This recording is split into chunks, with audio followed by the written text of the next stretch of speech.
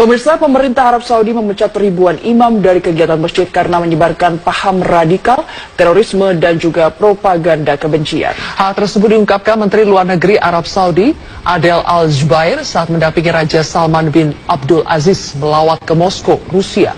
Adel Al-Jubair menyatakan pemerintah Arab Saudi telah mengambil sikap tegas terhadap ribuan imam yang diduga menyebarkan ujaran kebencian, ideologi kebencian, dan juga terorisme. Menurut Adel Al-Jubair, pemerintah Arab Saudi juga telah melakukan modernisasi sistem pendidikan untuk menghilangkan kemungkinan salah tafsir ayat.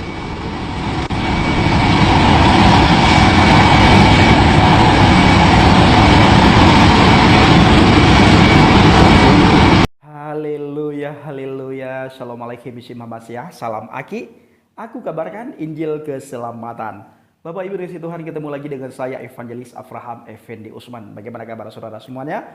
Haleluya, luar biasa. Yes, yes. Wow, kita itu sangat istimewa. Kita istimewa karena kita tidak hidup lagi di dalam ikatan agama. Kita tidak lagi diperbudak oleh dosa, dan kita tidak lagi diperbudak oleh ajaran jahiliyah. Saudaraku, para pencinta channel Injil Habagat, di tengah marak-maraknya pengusung faham khilafah ataupun faham radikalisme, ternyata di sebuah artikel ditulis dianggap ekstremis, Arab Saudi pecat ribuan imam masjid. Imam masjid dipecat oleh Arab Saudi. Bukan ustadz ece-ece, ya, bukan ustadz kaleng-kaleng, ya, bukan kaleng-kaleng Bapak Ibu, tetapi imam masjid dipecat oleh Arab Saudi. Bukan 1, 2, 3. Di artikel republika.co.id, di situ dikatakan ribuan imam masjid dipecat. Bukan puluhan ustadz, tetapi imam masjid. Kenapa dipecat? Konon katanya Bapak Ibu, mereka dipecat karena menyebarkan ajaran kebencian, ajaran ekstrim, ajaran yang bisa membuat orang lain tidak aman, damai, nyaman ketika mendengar ajaran yang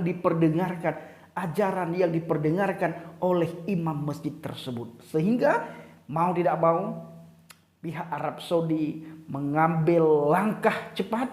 Mereka bergerak cepat, tidak menunggu waktu yang lama. Mereka langsung dipecat dari imam masjid, Bapak Ibu. Nah, di republika.co.id Moskow, Arab Saudi telah memecat ribuan imam masjid karena diduga menyebarkan paham ekstremis. Informasi ini disampaikan langsung oleh Menteri Luar Negeri Arab Saudi, Adel Al-Jubair, di Moskow, Rusia. Kami tidak akan membiarkan siapapun yang menyebarkan ideologi kebencian dan mendukung ideologi terorisme atau semacam itu, kata dia, dikutip Arab News. Berbeda sekali dengan di bangsa dan negara kita, Bapak Ibu. Di Arab Saudi itu adalah mayoritas muslim. Bukan saja mayoritas, itu dikenal dengan negaranya muslim, itu juga dikenal dengan pusatnya muslim dunia, yaitu Arab Saudi. Tetapi ketika ada orang yang ingin mengubah ideologi yang sudah ditanam oleh bangsa Arab saat ini, mereka tidak segan-segan memecat mereka semuanya.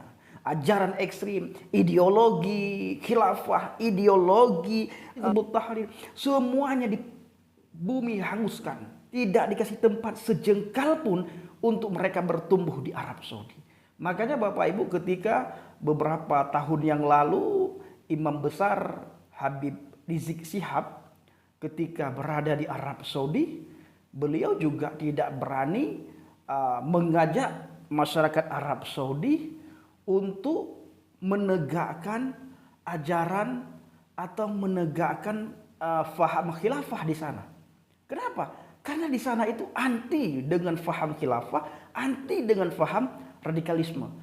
Artinya Bapak Ibu, di sana itu tidak boleh mengganggu aturan yang sudah diberlakukan saat ini di Arab Saudi. Tidak boleh diotak-atik lagi. Mana yang bisa mereka sampaikan dan mana yang tidak boleh mereka sampaikan. Bila mereka tidak dengar, maka tidak segan-segan pihak Arab Saudi atau pihak pemerintah mengambil tindakan tegas, langsung dipecat.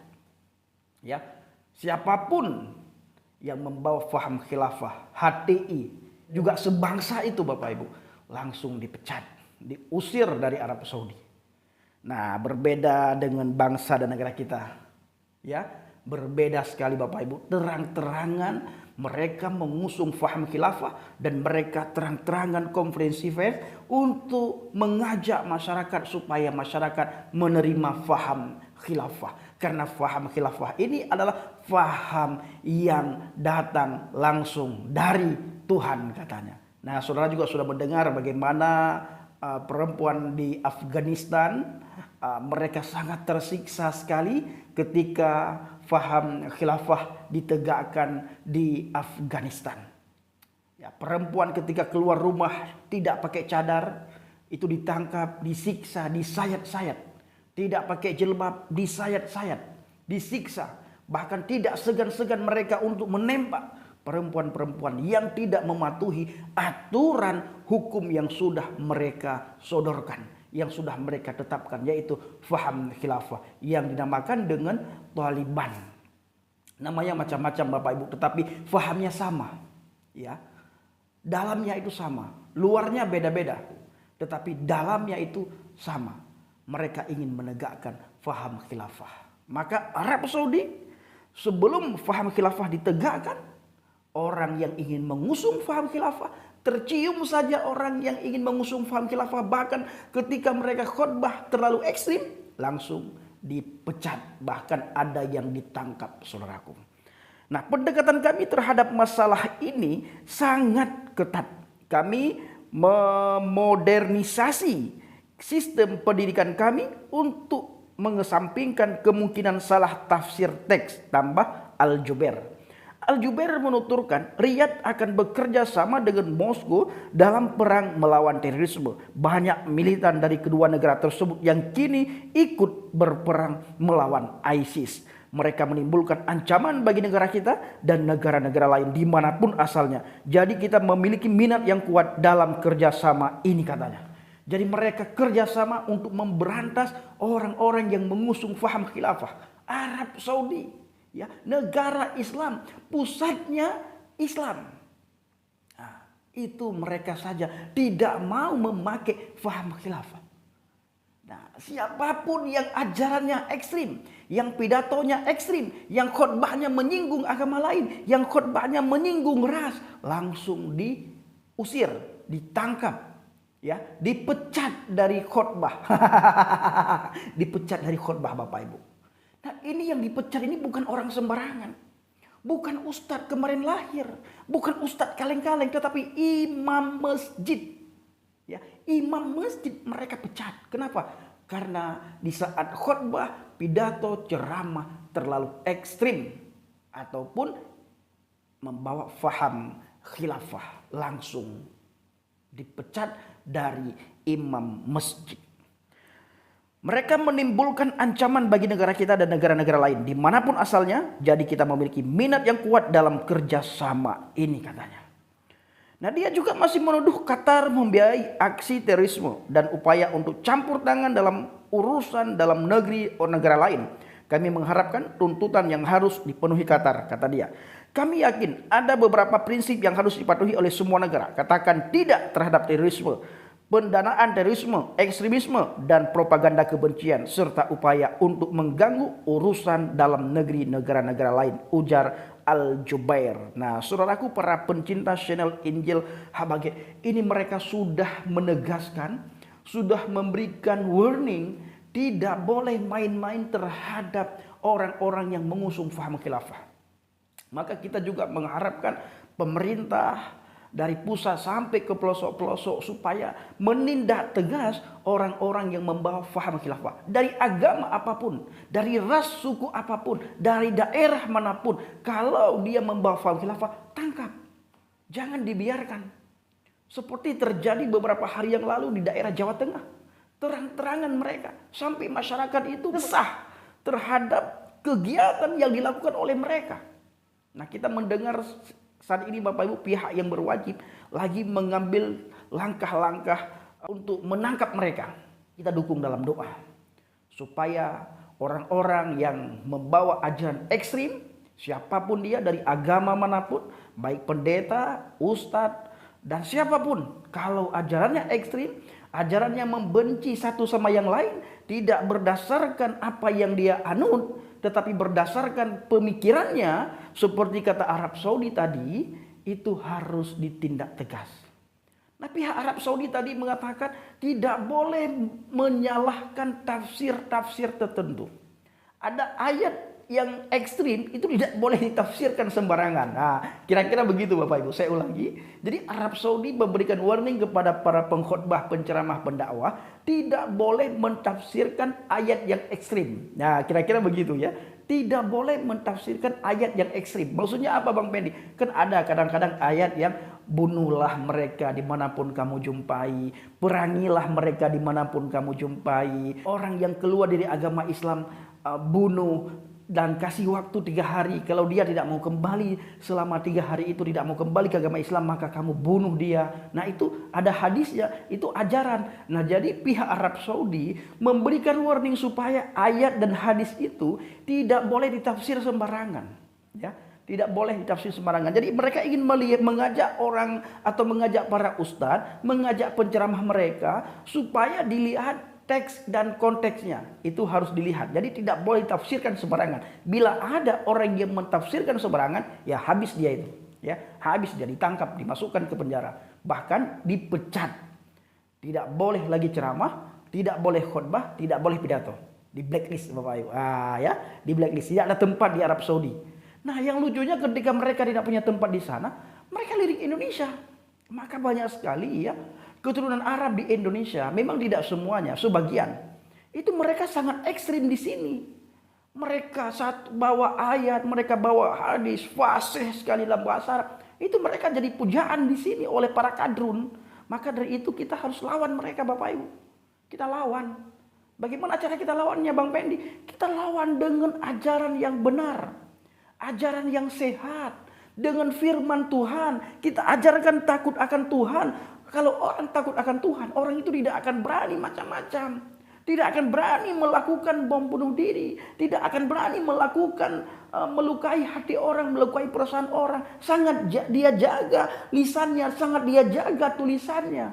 Supaya jangan sampai lisan dan tulisannya ketika orang lain baca dan ketika orang lain dengar bisa menimbulkan kebencian. Menimbulkan fitnah, menimbulkan sakit, melukai perasaan dan hati orang. Maka kita perlu sekali mendidik orang takut akan Tuhan.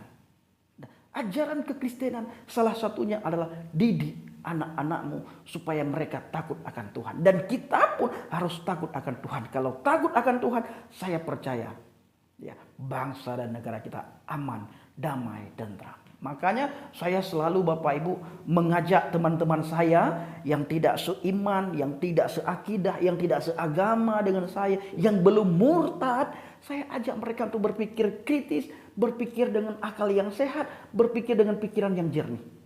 Saya ajak mereka untuk melihat Injil, lihat bagaimana ajaran Injil, ajaran yang penuh kasih, ajaran yang membawa damai, sejahtera dan sukacita kepada setiap orang yang mau menerima Injil itu.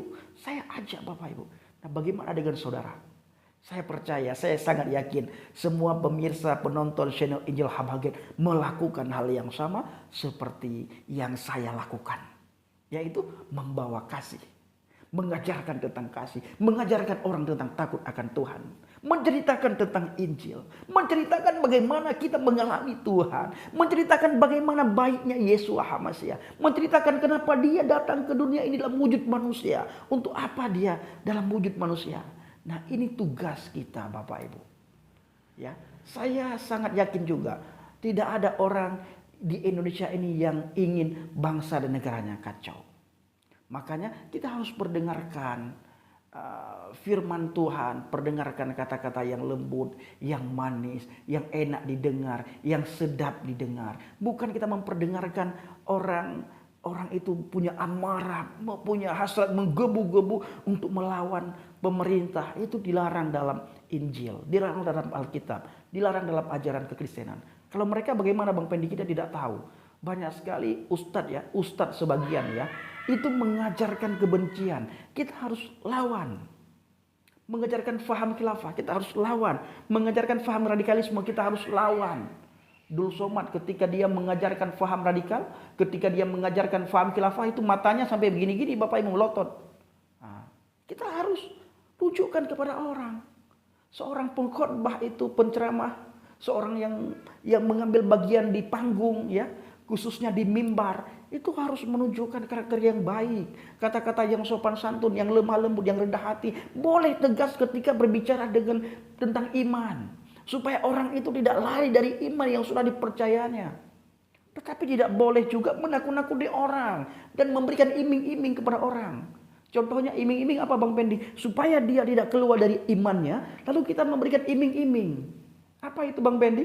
Nah itu, ada pesta di sana, kita bilang nanti di sana ada pasar, kita bilang nanti di sana ada bidadari yang berdada bagaimana, yang matanya bagaimana. Nah itu iming-iming ya, iming-iming. Nah saudaraku para pencinta channel Injil Habaget, NKRI harga mati. Ayo kita lakukan penginjilan, ajarin teman-teman kita takut akan Tuhan, dan kita menunjukkan sikap hati yang lemah lembut dan rendah hati kepada teman-teman kita semuanya. Jadilah saksi Hamasyah dimanapun kita berada. Shalom alaikum bisim Hamasyah. Salam Aki. Aku kabarkan Injil keselamatan. Bapak Yahya bisim Adonai Yesus Hamasyah. Ruah Kudus memberkati kita semua. Haleluya. Amin. Salam murtadin dan salam toleransi.